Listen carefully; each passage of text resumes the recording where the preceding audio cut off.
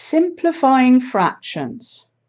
So what do we mean by simplifying fractions?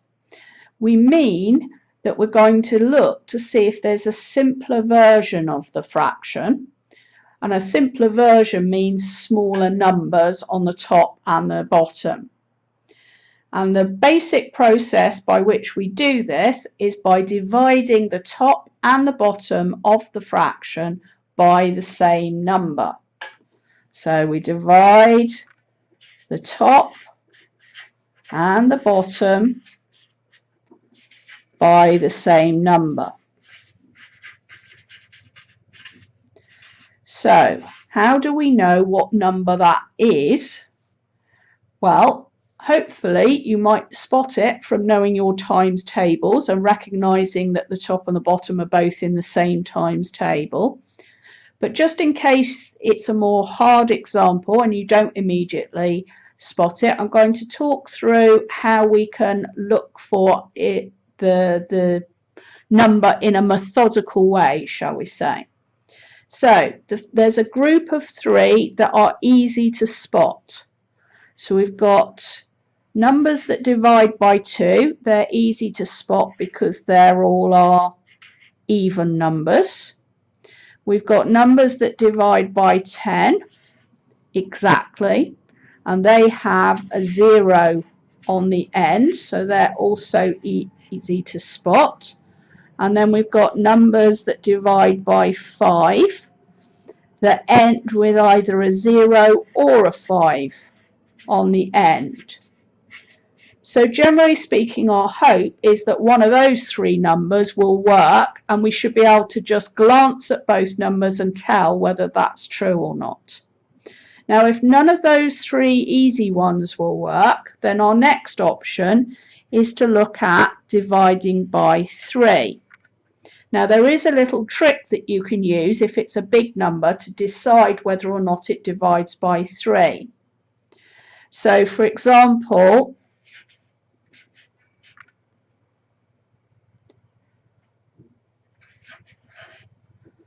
if we were trying to check out whether the number 243 divides by 3, don't be fooled into thinking because it's got a 3 on the end that means it does. Let's look at the method for checking. So what we do is we add together the digits in the number. So we've got 2 plus 4, which is 6, plus 3, which is 9. So if I get an answer that clearly divides by 3, then the original number will divide by 3 as well. Let me just quickly prove that. And I invite you to test it out on numbers for yourself. This only works with 3 and 9, however. So 3's into 2 don't go. 3's into 24 go 8 with nothing left over. 3's into 3 goes once, and we've got no remainder. So 3 does indeed divide into 243. Now, if 3 doesn't work, our next option is 7. There's no point trying 4, 6, or any of the other even numbers. If you've eliminated 2 as a possibility, then none of the other even numbers will work. So 7 is the next possible option. I'm afraid there's no tricks for that. You've just got to know your 7 times table. And if 7 doesn't work, then the next one that you might try would be 11. Again, we're not going to try 9 if we've eliminated 3, because there's no point in that.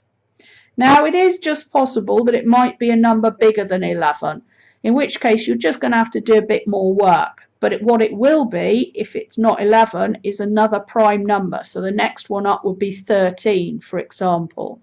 After 13 comes 17 and 19 and so on. Obviously, 11 has a bit of a nice pattern that you can look for. So let's do some examples.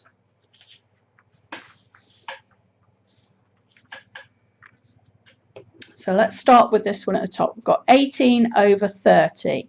So let's pretend we haven't noticed it being in any of our times table. So we're looking to see if it will divide by 2, 10 or 5. So they're both even numbers, so they will divide by 2. So we're going to divide by 2 on the top and the bottom. So 18 divided by 2 is 9.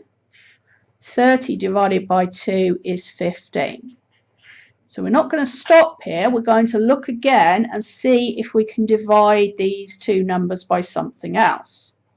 So this time 2, 5 and 10 will not work. But hopefully you can recognise that these two are both in your 3 times table. So we're going to divide by 3. So 9 divided by 3 is going to give us 3. And 15 divided by 3 gives us 5. We have a quick look, but both of these are prime numbers, so they don't divide into each other. So we've got it as simple as it can be. Okay, so let's try another one. So we've got 64 over 80 this time. Okay, so again, let's look at what we can do. 2, 5 or 10, we can do 2. So we'll divide by 2. So 64 divided by 2 is 32. And 80 divided by 2 is 40. So we look again, they're both still even, so we can divide by 2 again.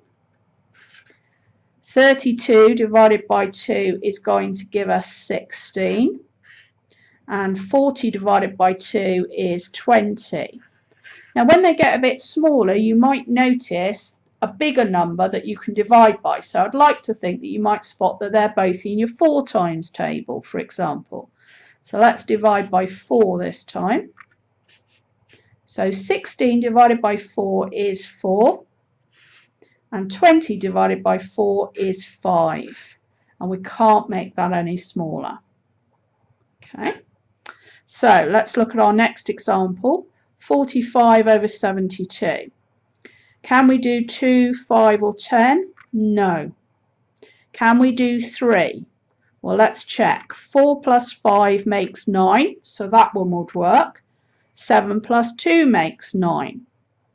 So we can divide by 3, and in fact, because they both the answers add up to numbers that divide by 9, we can actually divide by 9 as well.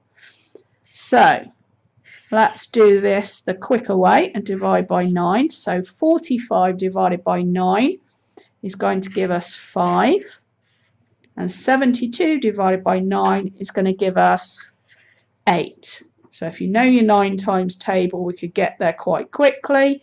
If you're not confident with your 9s, you could have divided by 3, got the intermediate step and divided by 3 again. So just always remember to keep going until you can't divide by anything.